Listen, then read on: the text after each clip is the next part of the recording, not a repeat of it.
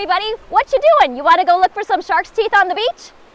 We are out on Sands Beach in Port Royal Sound in the little town of Port Royal. So one of my favorite things as a local to do is to go treasure hunting. And treasure hunting, we mean shark's teeth. So I am a huge fan of our local shark populations, and the new and the old. And when we say shark's teeth hunting, we're talking about fossilized shark teeth that we generally find on our beaches.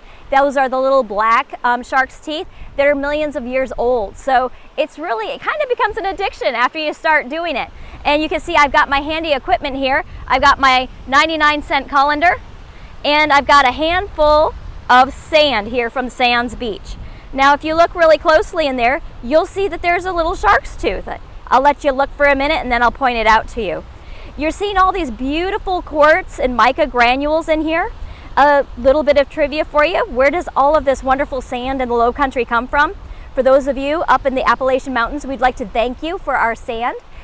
They say that the Appalachian Mountains used to be higher than the Himalayas, and this is the result. After thousands, millions of years of erosion, it has washed down your rivers and has come down here into the Lowcountry, and it's made our beautiful sand beaches. So we have all these miles and miles and miles of beautiful sand and quartz, and that all comes from the Appalachian Mountains. So if you look really close, there is that little shark's tooth right there. We want to take a chance to tell you a little bit about Sands Beach here on Port Royal. And Port Royal is, again, a little quiet southern town that if you want to get that quintessential southern down-home feeling, come on down to Port Royal. And we've got some beautiful little quaint shops and restaurants. And if you look back here behind me, some of you may have actually been guests here formerly of Parris Island Marine Training Center. So that's where you'll see right behind me that water tower area. Those are where our new recruits in the United States Marine Corps are now training over there. And so this is kind of the beach also that's their getaway. And it's just a quiet family style beach. Here we are at one of my very favorite places in the Lowcountry. I'm so excited to get a chance to show you all of this. I talked to a lot of our guests about this area, but this is my first chance to really show you how special and unique Hunting Island Beach area is. Now, this is one of those ideas for a day trip. If you're on the island and you're looking for something a little different to do, you're used to the typical day-to-day on Hilton Head, and you want something special to do, come out here to Hunting Island. Hunting Island is a state park, and it is a very unique experience. If you are a nature lover like I am, this is paradise for you. To give you an idea of a little bit of what you will find out here is it looks like a jungle. Actually, the live action movie Jungle Book was filmed here.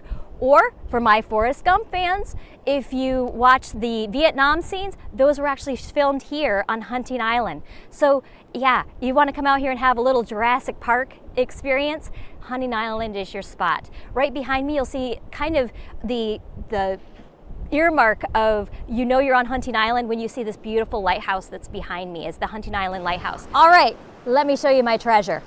If you look in here at my hand, you'll see we have a variety of different shark's teeth here, and they come in a variety of sizes. Now, unfortunately, I have yet to find the elusive Megalodon shark's teeth, which are those like 6-inch long, $1,000 eBay finds. But you know what? I'm proud of these. And one of my great finds here is this unique one right here. That is a raised bite plate there. And this here looks like that's a sand tiger shark tooth.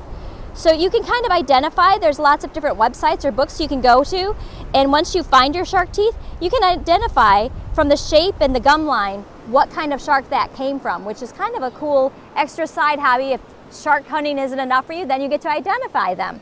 Some other things you'll find along the way though, because you're not going to just find shark's teeth in your colander, you're going to find a few other things, and especially here on Hunting Island. Two of the things I kind of get excited about when I don't find shark's teeth are I like to find the pottery shards.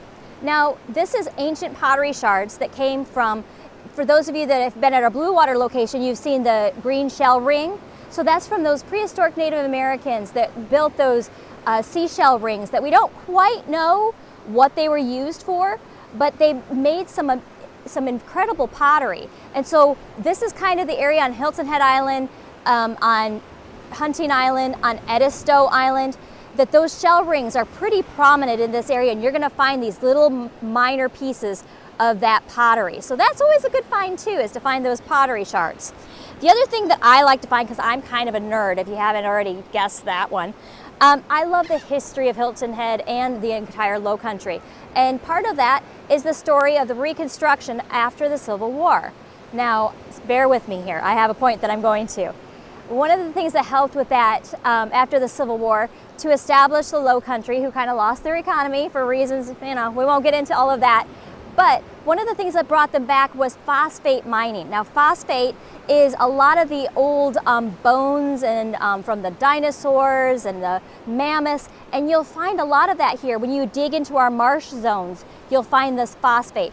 Phosphate was used for fertilizing all of the fields and the farmlands. So you'll find a lot of these pieces of phosphate throughout our beaches. So that's pretty cool as well.